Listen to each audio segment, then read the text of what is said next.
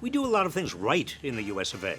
We lead the world in movies, barbecue, space exploration, theme parks. One place we're falling off, the way we do elections. American democracy is designed to give everyone an equal voice in our government. But we've been getting derailed by dark money, gerrymandering, and voter suppression. But there's a way we can get back on track. The Freedom to Vote Act. Hallelujah. If you're wondering what it does, the answer is a lot. First, it would bring transparency to limitless amounts of secret money spent by special interest groups in support of political causes, referred to as dark money. Right now, it's impossible to track where all the dark money comes from. It could be billionaires, supervillains. $100 billion.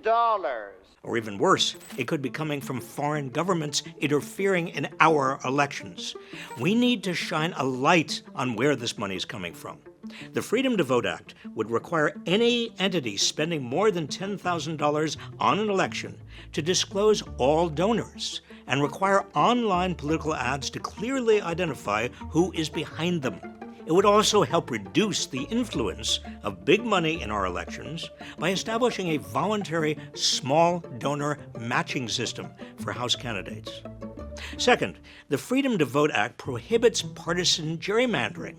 Now, whether you live in a blue state or red one, you don't want your vote diluted by an unfair map. Getting rid of partisan gerrymandering would have the added benefit of eliminating so-called safe seats and make our elections more competitive. One study found that in 2024, 87% of U.S. House seats were considered safe for one party or the other because of partisan gerrymandering. 24 seats were completely uncontested. This can result in representatives who are less responsive to constituents and more ideologically extreme. That's not democracy. Third, the Freedom to Vote Act would bring our voter registration process out of the Stone Age. The United States ranks embarrassingly low in voter registration and turnout. More than a quarter of eligible American voters aren't even registered to vote. This is partly because voter registration requirements vary widely from state to state, with some places making it harder than others. The Freedom to Vote Act would automatically register all eligible voters.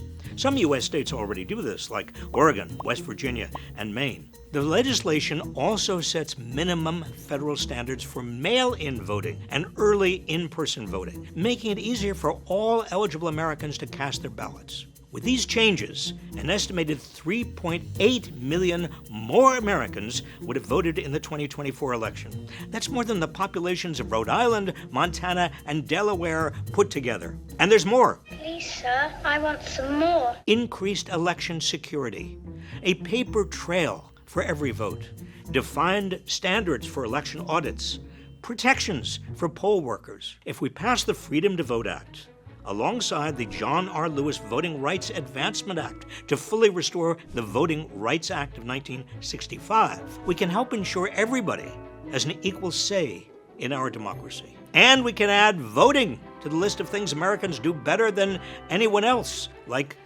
chocolate chip cookies. Did I mention chocolate chip cookies?